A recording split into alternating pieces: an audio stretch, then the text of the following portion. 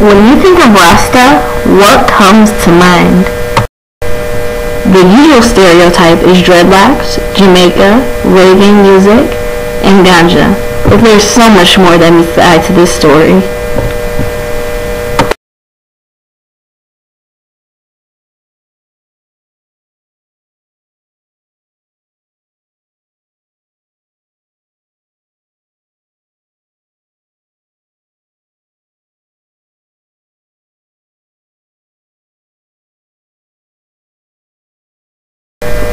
Rastafarianism is based on the Old Testament in the Bible. It views Africa as the Promised Land and Haile Selassie as the Messiah or Jah. Selassie was the Emperor of Ethiopia, and he was a descendant of King Solomon and the Queen of Sheba.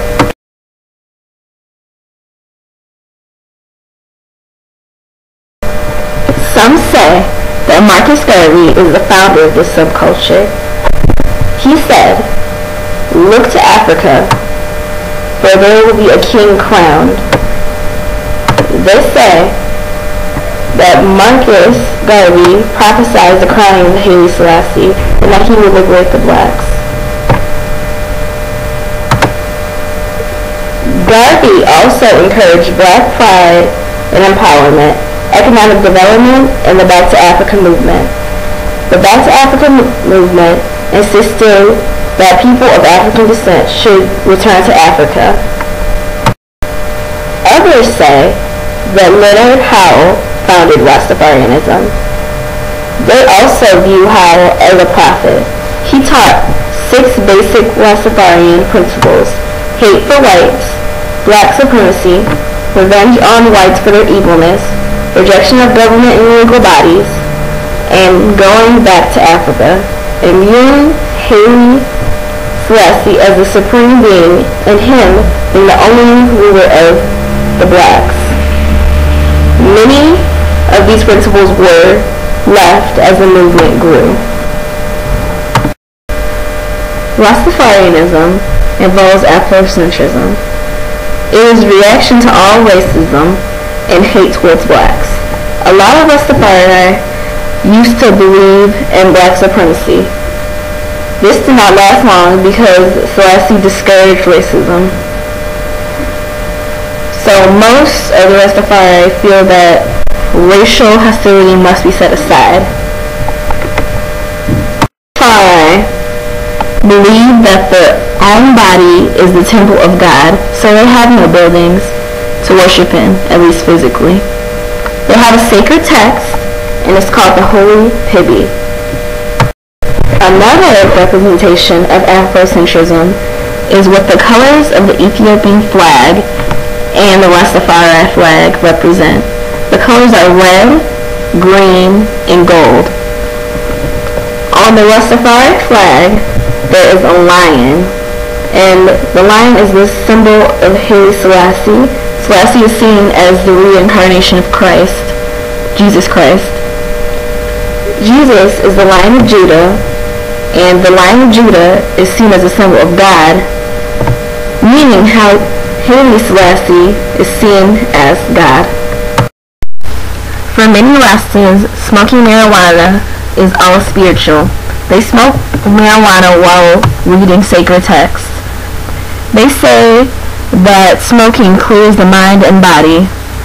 Cannabis was the first plant found on King Solomon's grave, and they feel that it justifies the African culture.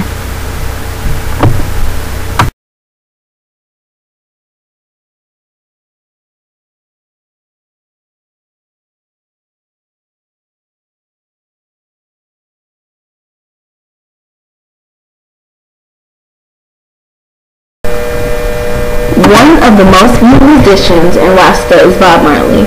Marley was influenced by his wife to Rasta. Marley grew up in poverty, so black unification was interesting to him. During his career, Marley's music would be various things he had learned since converting to the Rastafarian faith. For example, his song Crazy Baldheads talked about Rasta. In it, he said, "Build your penitentiary, rebuild your schools, Brainwash education to make us the fools. Hate is your reward for our love. Telling us of your God above. We're gonna chase those crazy bunkheads, chase those crazy bald heads out of town. This means he didn't like the way his people work for the government, and in return they receive hate, scorn, and poverty,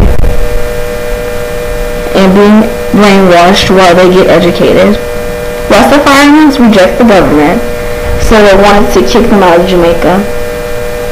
Many felt Marley was a racist because of quotes like this, until the philosophy which hold one race superior and another inferior is finally discredited and abandoned. War, so that is prophecy, and that everyone knows that is truth, and it came out of the mouth of Rastafari. Marley was not a racist at all. In fact, he preached against it. He said, I don't stand on the black man's side. I don't stand on the white man's side. I stand on God's side. He preached and taught on equality and talked down oppression. Marley changed the world because he helped realize in the world that there is no need to hate on each other because we're all in the same world, so we might as well share it while we're on it.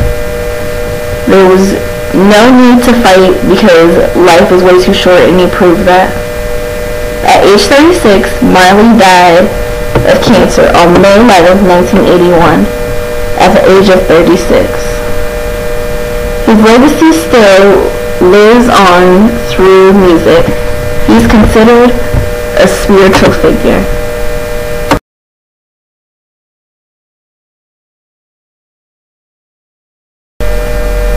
Today, only a small number of Jamaicans claim being Rastafarians.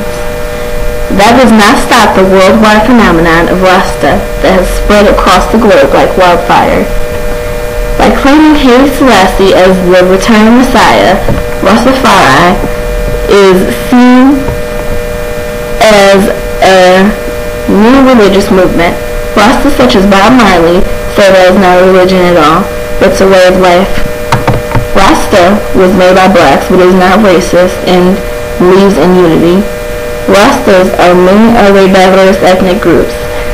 Many blacks feel that they are being robbed, since a big part of being Rasta is about African roots and acknowledging the black struggle.